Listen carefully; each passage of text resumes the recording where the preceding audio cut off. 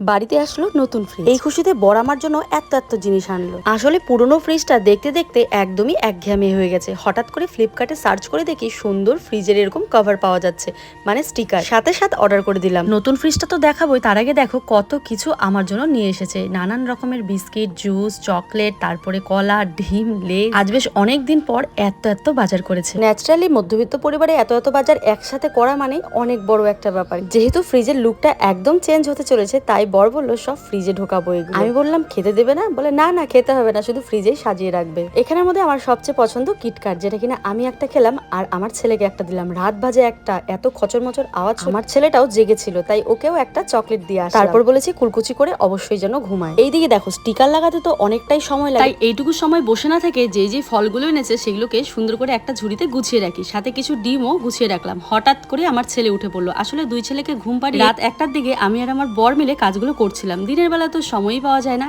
Final look দেখো, একদম লাগছে না নতুন একটা ফ্রিজ। পুরনো ফ্রিজকে টাটা বাই বাই করে স্টিকার লাগিয়ে নতুন ফ্রিজ করে নিলাম। সেরকম টাকাও খরচ হলো, সাথে পেলাম একটা নতুন লুক। কেউ বুঝতেই পারবে না যদি ভালোভাবে লাগানো যায়। দেখো ফ্রিজটা পুরো সাজিয়ে। হ্যাঁ, এগুলো শুধু এখন দেখবো আর ফ্রিজ বন্ধ করে রেখে দেবো।